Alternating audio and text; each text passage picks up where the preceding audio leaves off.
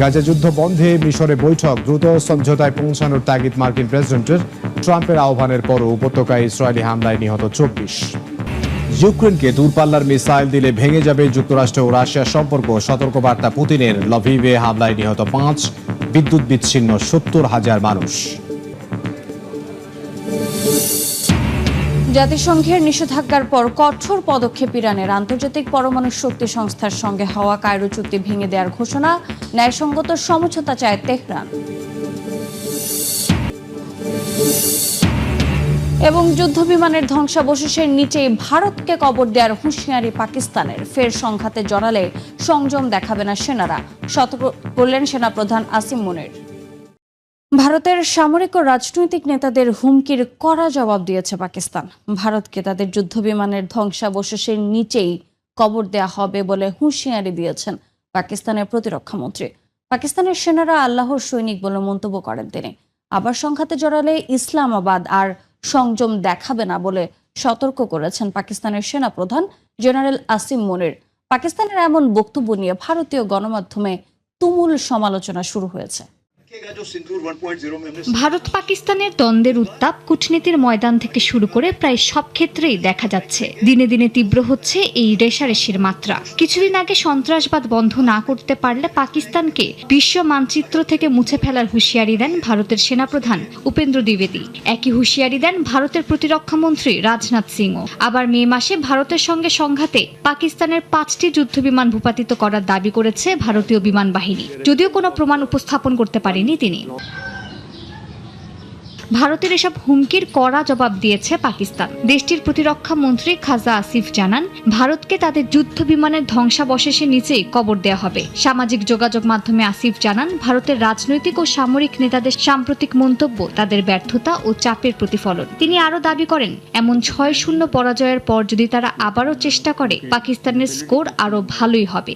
এছাড়া পাকিস্তান আল্লাহর নামে প্রতিষ্ঠিত একটি রাষ্ট্র, সে দেশের সেনারা আল্লাহর সৈনিক বলেও মন্তব্য করেন আসিফ। দুই পরমাণু শক্তিধর দেশের মধ্যে নতুন করে সংঘাত বাঁধলে তা ভয়াবহ ধ্বংসযজ্ঞ ডেকে আনবে এবং এবার পাকিস্তান আর সংযম দেখাবে না বলে জানিয়েছে দেশটির সেনাবাহিনী। ভারতের নিরাপত্তা প্রতিষ্ঠানের সর্বোচ্চ পর্যায় থেকে আসা বিভ্রান্তিকর, উস্কানিমূলক ও যুদ্ধংদেহী মন্তব্যে গভীর উদ্বেগ জানান তারা। ভারতীয় গণমাধ্যমে পাকিস্তানের এসব প্রতিক্রিয়া নিয়ে সমালোচনার ঝড় উঠেছে। গণমাধ্যমগুলো পাকিস্তানকে দেউলিয়া রাষ্ট্র হিসেবে আখ্যা দিয়েছে। এছাড়া খাজা আসিফ বিভ্রান্তিকর তথ্য ছড়াচ্ছেন বলেও দাবি করা হয়।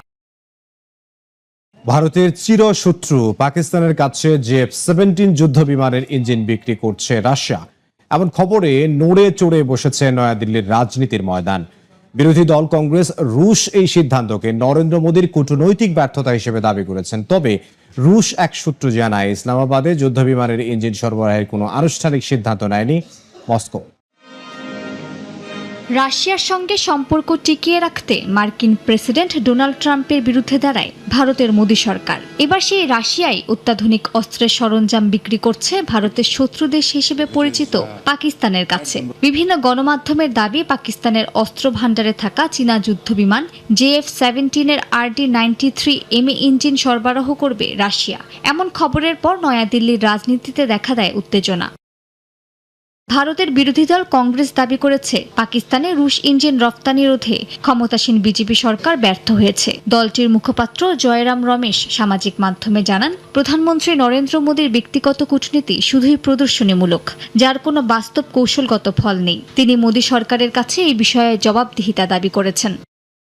এনডিটিভি বিশেষজ্ঞদের বরাত দিয়ে জানিয়েছে, পাকিস্তানকে ইঞ্জিন সরবরাহের এই পদক্ষেপে ভারতেরই কৌশলগত সুবিধা রয়েছে। কারণ হিসেবে দেখানো হচ্ছে, চীন ও পাকিস্তান এখনও রুশ প্রযুক্তির বিকল্প তৈরি করতে পারেনি।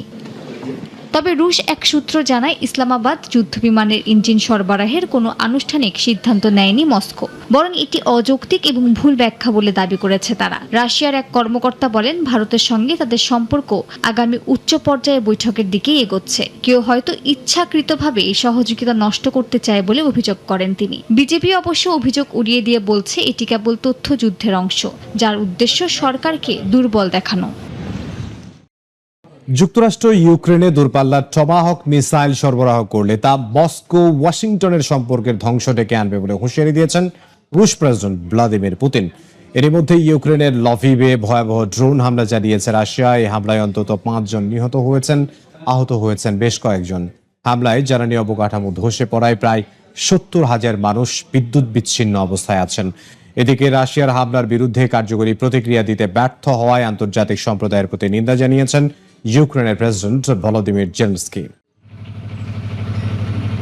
রাশিয়ার হামলায় একেবারে কাবু হয়ে গেছে ইউক্রেনের বিভিন্ন এলাকা। রোববার মধ্যরাতে জাপোরিজ্জিয়া শহরে ব্যাপক ড্রোন হামলা চালায় রাশিয়া। এতে বেশ কয়েকটি আবাসিক এলাকা ক্ষতিগ্রস্ত হয়। আশপাশের যানবাহনে আগুন ধরে যায়। জ্বালানি অবকাঠামো ক্ষতিগ্রস্ত হওয়ায় হাজার হাজার বাসিন্দা বিদ্যুৎ বিচ্ছিন্ন অবস্থায় দিন পার করছেন।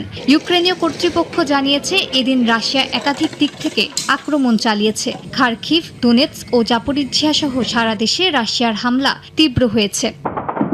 লভিভ অঞ্চলে রোববার ভোরে ব্যাপক ক্ষেপণাস্ত্র ও ড্রোন হামলা চালিয়েছে রাশিয়া। এ ঘটনায় বেশ কয়েকজন নিহত হয়েছেন। স্থানীয় শিল্পাঞ্চল ও আবাসিক এলাকা ব্যাপকভাবে ক্ষতিগ্রস্ত হয়েছে। বহু বাড়িঘরে আগুন ধরে যায়। ধ্বংসস্তূপের নিচে চাপা পড়ে বহু মানুষ। ইউক্রেনের প্রেসিডেন্ট ভলোদিমির জেলেনস্কি ধ্বংসাত্মক হামলার পর মিত্রদের প্রতি ক্ষোভ প্রকাশ করেছেন। বলেন, বিশ্ব সহযোগীরা কার্যকরী প্রতিক্রিয়া দেখাচ্ছে না। রাশিয়ার এ ধরনের আঘাত, বিশেষত বিদ্যুৎ ও গ্যাস অবকাঠামোয় হামলা, শীতকালে সাধারণ মানুষের দুর্ভোগ বাড়াবে বলে উদ্বেগ প্রকাশ করেন তিনি। এ পরিস্থিতিতে আন্তর্জাতিক সম্প্রদায়ের তাৎক্ষণিক সহায়তা প্রয়োজন বলে জানান তিনি। এ সময় ইউক্রেনকে আর্থিক, সামরিক ও কূটনৈতিকভাবে আরও শক্তিশালী করে তোলার আহ্বান জানান জেলেনস্কি। তবে ইউক্রেনকে টমাহক ক্ষেপণাস্ত্র দেওয়ার সম্ভাব্য মার্কিন সিদ্ধান্ত মস্কো এবং ওয়াশিংটনের মধ্যে সম্পর্কের ইতিবাচক ধারাকে নষ্ট করতে পারে বলে সতর্ক করেছেন রাশিয়ার প্রেসিডেন্ট ভ্লাদিমির পুতিন। এ ধরনের ক্ষেপণাস্ত্র হাজারো মাইল পাড়ি দিয়ে রাশিয়ার একেবারে কেন্দ্রে আঘাত হানতে সক্ষম বলে উদ্বেগ জানান তিনি। এই অস্ত্র যুদ্ধের ময়দানে কোনো পার্থক্য না গড়লেও মস্কো ওয়াশিংটনের সম্পর্কে নতুন উত্তেজনা তৈরি করবে বলে হুঁশিয়ারি দিয়েছেন পুতিন। আন্তর্জাতিক পরমাণু শক্তি সংস্থার সঙ্গে হওয়া কায়রো চুক্তি ভেঙে দেওয়ার ঘোষণা দিয়েছেন ইরানের পররাষ্ট্রমন্ত্রী আব্বাস আরাকচি। তার দাবি, স্ন্যাপব্যাক কার্যকরের চলমান পরিস্থিতি বিবেচনায় নতুন একটি কাঠামোর প্রয়োজন হয়ে পড়েছে। এই অবস্থায় আলোচনা ও ন্যায়সঙ্গত সমঝোতায় ইরানের পরমাণু কর্মসূচি বিষয়ক দ্বন্দ্ব সমাধানের একমাত্র পথ বলে উল্লেখ করেন তিনি। তবে তাতে ফ্রান্স, জার্মানি ও যুক্তরাজ্যের ভূমিকা কম হবে বলে জানানো হয়। এছাড়াও কূটনৈতিক আলোচনা পশ্চিমাদের জন্যই ব্যর্থ হয়েছে বলে অভিযোগ করেন আরাকচি।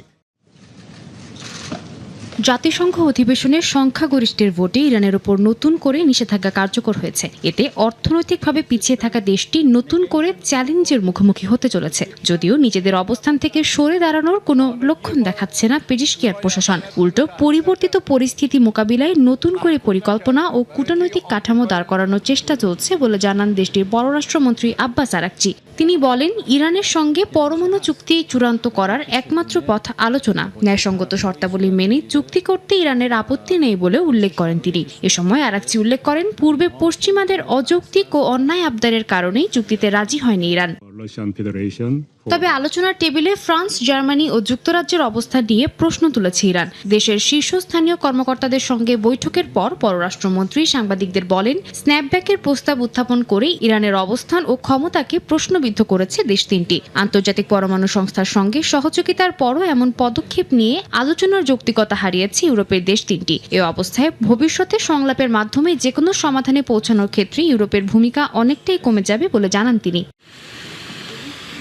একই দিন আন্তর্জাতিক পরমাণু শক্তি সংস্থার সঙ্গে হওয়া কায়রো চুক্তি ভাঙার ঘোষণা দেন আরাকচি।